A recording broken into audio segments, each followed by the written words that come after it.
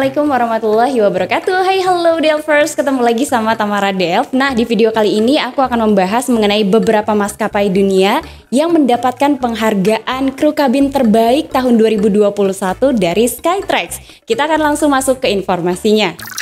Sebelum membahas informasi mengenai kru kabin yang identik dengan kaum hawa berparas cantik, aku akan membahas dulu sejarah singkat tentang pramugari. Bisa pergi ke luar negeri gratis, kemudian mendapatkan gaji, tentu banyak orang yang mendambakannya. Mungkin profesi sebagai pramugari atau kru kabin adalah salah satu yang cocok dengan hal itu. Pramugari adalah istilah yang digunakan dalam berbagai transportasi, baik di laut, darat, atau udara. Kemudian, kata pramugari mengalami penyempitan makna hingga hanya digunakan untuk staf perusahaan penerbangan. Profesi ini memiliki peran dan fungsi sangat penting yang berkaitan dengan keselamatan penumpang dan melayani kebutuhan penumpang di pesawat. Pramugari adalah sebutan untuk wanita, sementara pramugara adalah sebutan untuk pria. Sejarah mencatat, pramugara pertama bernama Heinrich Kubis. Ia adalah pramugara yang bertugas membantu di dalam penerbangan Zeppelin LZ-10 tahun 1912 dan merupakan salah satu yang selamat dari tragedi Hindenburg. Dan sejarah juga mencatat pramugari pertama bernama Alan Church yang bertugas di tahun 1930. Semua mulai berubah sejak Perang Dunia Kedua. Profesi sebagai kru kabin ini mulai banyak dilakoni oleh wanita yang mulai tertarik dengan dunia penerbangan. Pada era tahun 1940-an, tugas pramugari sangat banyak. Beberapa di antaranya adalah membersihkan kabin, menahan penumpang untuk tidak membuang sampah sembarangan, hingga membantu mengisi bahan bakar pesawat. Banyak aturan-aturan ketat bagi seorang wanita yang ingin menjadi pramugari. Beberapa di antaranya adalah tidak boleh menikah. Namun peraturan itu dicabut pada tahun 1959. Peraturan lain adalah ketika pramugari berusia 32 tahun, maka mereka harus berhenti. Beruntung, peraturan untuk menjadi pramugari saat ini sudah lebih longgar daripada periode tahun 1912 hingga tahun 1950-an. Jadi kebayangkan, cantik, wangi, tinggi, penampilan yang fresh dan ramah adalah hal yang akan kita temui pada setiap pramugari di maskapai penerbangan.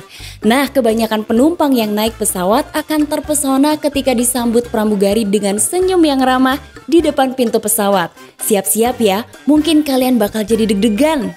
Setelah mengetahui sedikit sejarah mengenai pramugari, kita akan langsung masuk ke pembahasan World's Best Airline Cabin Crew 2021 menurut Skytrax.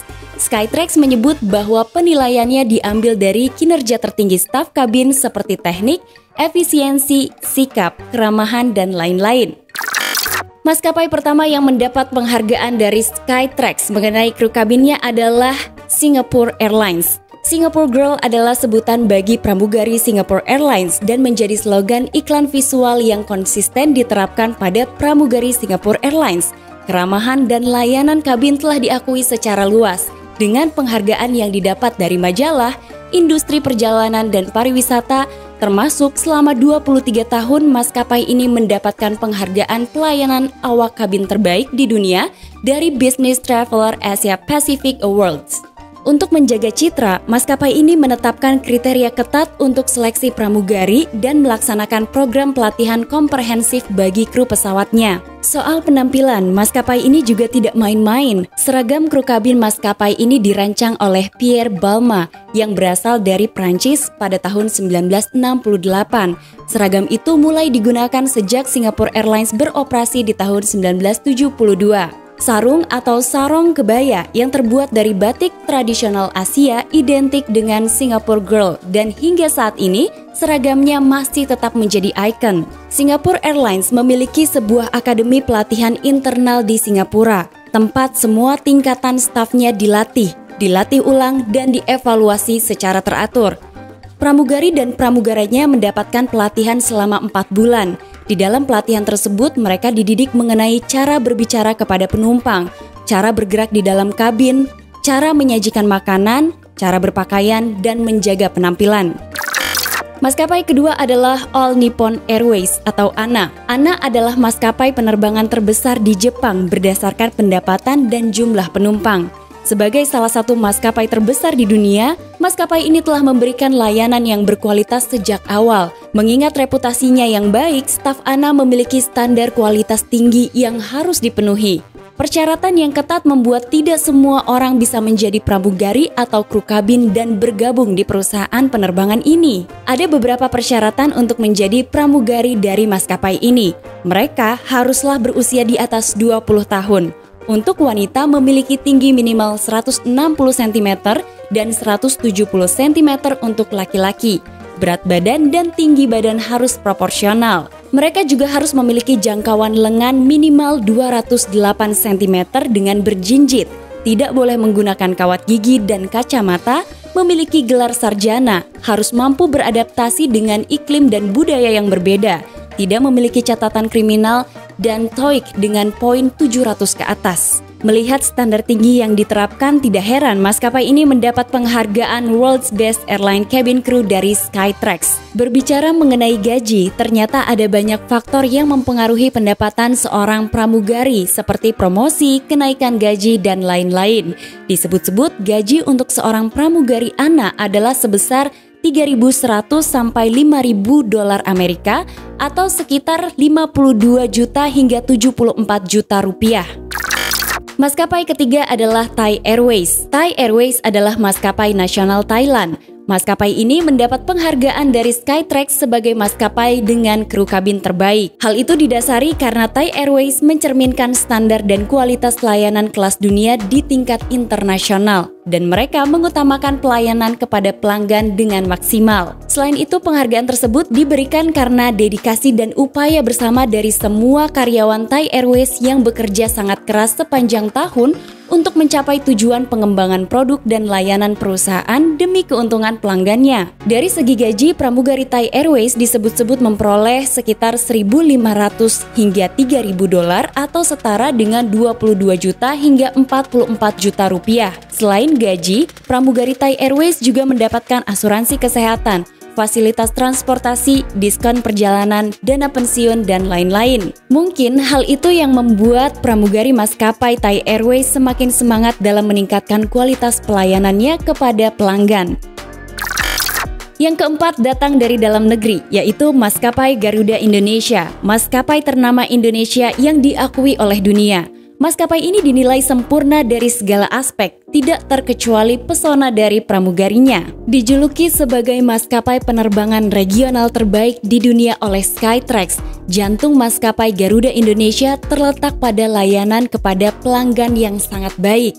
Garuda Indonesia Experience adalah konsep layanan baru yang menyajikan aspek-aspek terbaik dari Indonesia kepada para penumpang dengan tujuan untuk menyoroti budaya negara yang beragam dan keramahan orang Indonesia yang tidak tertandingi. Proses perekrutan stafnya bergantung pada kualifikasi dan standar ketat. Dengan cara itu, maskapai dapat menjamin bahwa mereka hanya mempekerjakan kandidat yang paling terampil untuk memastikan kualitas pelayanannya. Para calon pramugari akan ikut program pendidikan dan pelatihan yang dilaksanakan oleh Garuda Indonesia Training Center atau GITC. Beberapa hal itu yang mungkin menjadi alasan Garuda Indonesia mencetak sejarah dengan berkali-kali mendapatkan penghargaan World's Best Airline Cabin Crew. Nah, aku punya informasi tambahan tentang maskapai Garuda Indonesia. Ternyata maskapai penerbangan ini telah melakukan 11 kali pergantian desain seragam sejak tahun 1949.